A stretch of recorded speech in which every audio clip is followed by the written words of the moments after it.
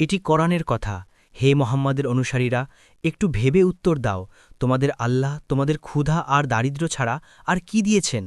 কাশ, যদি তুমি বুঝতে পারতে উদ্বা, আমাদের আল্লাহ আমাদের সম্মান দিয়েছেন, সাম্যের মর্যাদা দিয়েছেন। এটি সেই ব্যক্তির কথা যার ইবাদত তার জন্য জাহান্নামে যাওয়ার কারণ হয়ে দাঁড়িয়েছে। তুমি কি এভাবেই তাওয়াফ করতে যাবে? হ্যাঁ, এভাবেই যাব।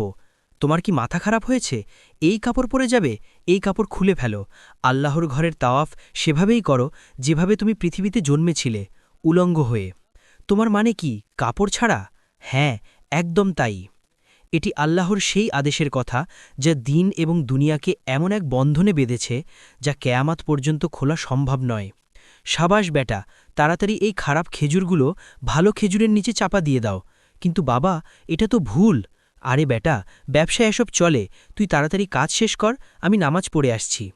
সূরা আল মাউন, ১০৭ নম্বর সূরা। শৈশবে কোরআনের শেষ ১০টি সূরা মুখস্থ করা সত্ত্বেও আমরা অনেকে সূরা আল মাউন ভুলে যাই। আজ আমাদের সমাজে অনেকে প্রশ্ন করেন, ইসলামে দিন এবং দুনিয়াকে কিভাবে একসাথে নিয়ে চলব, কোনটি বেশি গুরুত্বপূর্ণ? আফসোস, খুব কম মানুষই জানেন যে দিন এবং দুনিয়াকে আলাদা করা সম্ভবই নয়। এক সাহাবী বলছিলেন, সূরা আল মাউনে আল্লাহ ও তার রাসূল বলে দিয়েছেন যে দিনের মধ্যেই দুনিয়া আছে, অর্থাৎ এই দুটি একই সূত্রে গাঁথা। কি সেই ঘটনা যার প্রেক্ষাপটে সূরা আল মাউন নাজিল হয়েছিল? এই সূরা কিভাবে আমাদের দুনিয়াকে দিনের সাথে যুক্ত করে? এটি আমাদের এমন কি লিটমাস টেস্ট শেখায় যার মাধ্যমে আমরা বুঝতে পারব নামাজ ও তাহাজ্জুদ পড়া সত্ত্বেও আমরা জাহান্নামের জ্বালানি হচ্ছি কিনা? ১৪০০ বছর আগের এই সূরার প্রাসঙ্গিকতা আমাদের জীবনে কতটা, এই সব প্রশ্নের উত্তর জানব এই ভিডিওতে। গবেষকদের মতে সূরা আল মাউন মক্কার সেই সময় নাজিল হয়েছিল যখন আস বিন ওয়াইল, আবু জাহেল ও আবু লাহাবের মতো মানুষ কাবার দায়িত্বে ছিল। তারা হাজিদের যত্ন নিত, ব্যবসার কাফেলা পরিচালনা করত। কাবা ও হাজিদের সেবার মাধ্যমে যা আয় হতো তারা সাধারণ মানুষের উন্নতির বদলে নিজেদের স্বার্থে ব্যবহার করত। হে গোলামরা, মনে রেখো, হাজিদের খাতিরে যেন কোনো কমতি না হয়। পানি, কার্পেট আর সুগন্ধি সবসময় প্রস্তুত থাকতে হবে। আর হ্যাঁ, কাবার দরজার কাঠ ঠিক করার ব্যবস্থা করো। কিন্তু এসবই ছিল লোক দেখানো। সময়ের সাথে সাথে তারা কাবাকে রাজনীতি ও ব্যবসার কেন্দ্রে পরিণত করেছিল। বনু তামিমের লোকেরা উলঙ্গ হয়ে তাওয়াফ করত, কিন্তু নেতারা কিছু বলতো না, কারণ তাদের চটানো মানে ব্যবসার ক্ষতি। কাবার বাইরে ছোট ছোট দোকান বসিয়ে তারা ভাড়া আদায় করত। তারা গরিবদের খাবার খাওয়াত, কিন্তু তা ছিল কেবল লোক দেখানোর জন্য। তারা ইয়েতিমদের সাহায্য করত, ইবাদত করত, সবই ছিল প্রদর্শনের জন্য।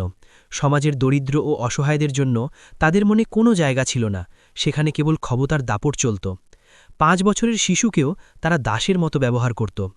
যখন মুহাম্মদ সাল্লাল্লাহু আলাইহি ওয়াসাল্লাম ইসলামের দাওয়াত দিলেন, তখন তাদের সবচেয়ে বেশি লেগেছিল এই কথাটি যে ইসলাম গরিবদের অধিকারের কথা বলে, তাদের সমান অধিকার দেয়।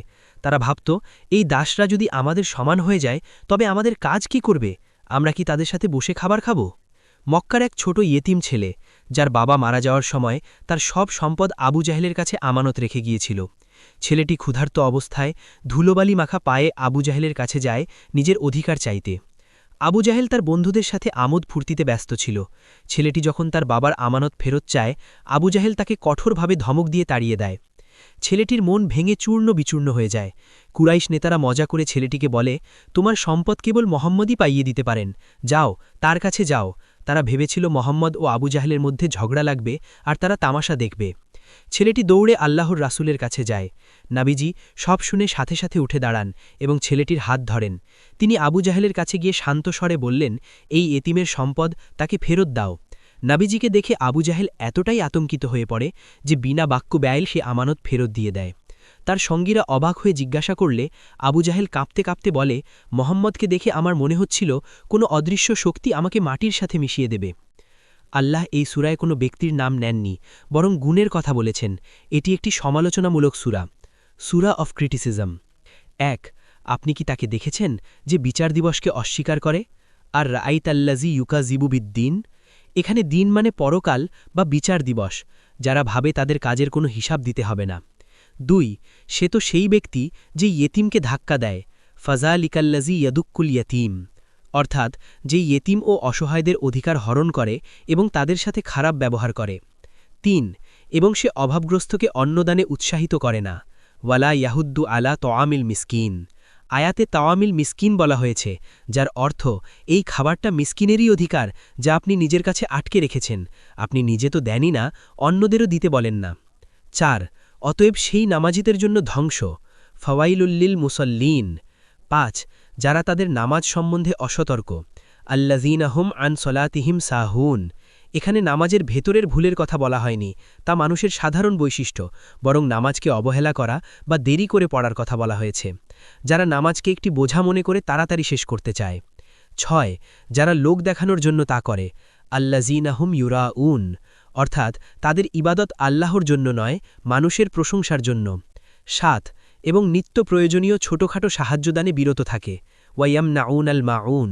মাউন মানে ছোটখাটো জিনিস, যেমন লবণ, চিনি বা প্রতিবেশীর প্রয়োজনে কোনো জিনিস, যারা এতই সংকীর্ণ মনা যে সামান্য সাহায্যও করতে চায় না। অনেকে মাউন বলতে জাকাতকেও বুঝিয়েছেন। এই সূরা আমাদের একটি ফর্মুলা দেয়: পরকালে বিশ্বাস যোগ উত্তম চরিত্র যোগ ইবাদতের নিরন্তর প্রচেষ্টা সমান সমান চমৎকার ঈমান। ইসলাম এতটাই সহজ। আমরা যদি নিজেদের শুধরাতে চাই তবে 3টি কাজ করতে পারি। 1 কারো পাওনা বা অধিকার আটকে থাকলে তা দ্রুত ফেরত দিন। 2 আজান হওয়ার সাথে সাথে নামাজের প্রস্তুতি নিন, নামাজকে দেরি করবেন না। 3 একে অপরের সাথে সাহায্য ও ভাগ করে নেওয়ার মানসিকতা তৈরি করুন। নিজের সন্তানদেরও ছোট থেকেই শেয়ারিং ও কেয়ারিং শেখান। আশা করি ভিডিওটি ভালো লেগেছে। কোরআনের শিক্ষাগুলো আমাদের জীবনে প্রতিফলন ঘটুক। আমিন।